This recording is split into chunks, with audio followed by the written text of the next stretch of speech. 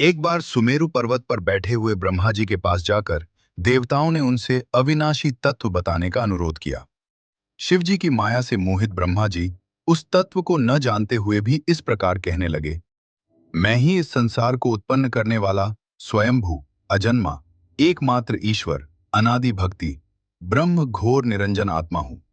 मैं ही प्रवृत्ति और निवृत्ति का मूलाधार, सर्वलीन पूर्ण ब्रह्म हूं।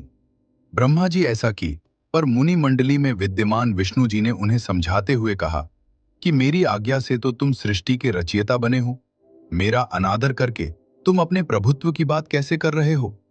इस प्रकार ब्रह्मा और विष्णु अपना अपना प्रभुत्व स्थापित करने लगे और अपने पक्ष के समर्थन में शास्त्र वाक्य उद्घृत करने लगे। अंततः वेदों से पूछने का निर्णय हुआ तो स्वरूप धारण करके आए चारों वेदों ने क्रमशः अपना मत छह इस प्रकार प्रकट किया।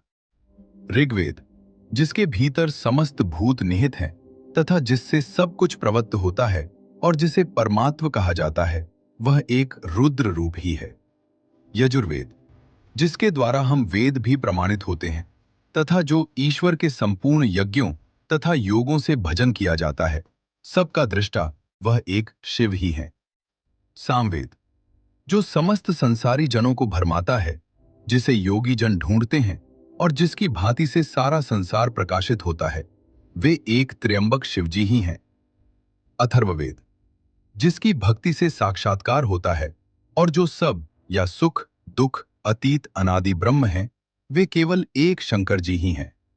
विष्णु ने वेदों के इस कथन को प्रताप बताते हुए नित्य शिवा से रमण करने वाले दिगंबर, पीतवर्ण धूली धूसरित प्रेमनाथ, कुवेटाधारी, सर्वावेष्टित, वृपनवाही, निःसंग शिवजी को पर ब्रह्म मानने से इनकार कर दिया। ब्रह्मा विष्णु विवाद को सुनकर ओंकार ने शिवजी की ज्योति, नित्य और सनातन पर ब्रह्म बताया, परंतु फिर भी शिव माया से मोहित ब्रह्मा विष्णु की बुद्धि नहीं बदली। उस समय उन दोनों के मध्य आदि अंत रहित एक ऐसी विशाल ज्योति प्रकट हुई कि उससे ब्रह्मा का पंचम सिर जलने लगा।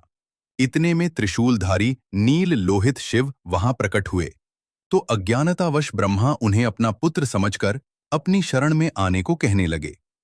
ब्रह्मा की संपूर्ण बातें सुनकर शिवजी अत्यंत क्रुद्ध हुए और उन्होंने तत्काल भैरव को प्रकट कर उससे ब्रह्मा पर शासन करने का आदेश दिया। आज्ञा का पालन करते हुए भैरव ने अपनी बाईं उंगली के नखाग्र से ब्रह्मा जी का पंचम सिर काट डाला। भयभीत ब्रह्मा शतरुद्री का पाठ करते हुए शिवजी के शरण हुए।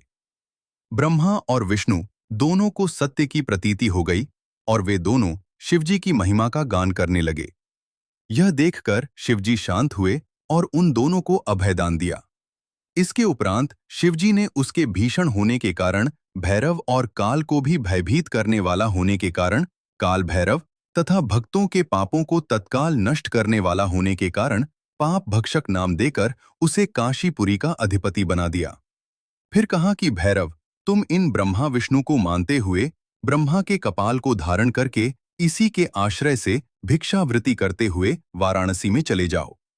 वहां उस नगरी के प्रभाव से तुम ब्रह्म हत्या के पाप से मुक्त हो जाओगे। शिवजी की आज्ञा से भैरव जी हाथ में कपाल लेकर ज्यों ही काशी की ओर चले, ब्रह्म हत्या उनके पीछे पीछे हो चली।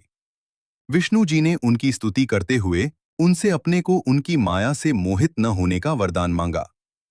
विष्णु जी ने ब्रह्म हत्या के भैरव जी के पीछा करने की माया पूछना चाही, तो ब्रह्म हत्या ने बताया कि वह तो अपने आप को पवित्र और मुक्त होने के लिए भैरव का अनुसरण कर रही है। भैरव जी ज्यों ही काशी पहुंचे, त्यों ही उनके हाथ से चिमटा और कपाल छूटकर पृथ्वी पर गिर गया और तब से उस स्थान का नाम कपाल मोचन तीर्थ पड़ गया।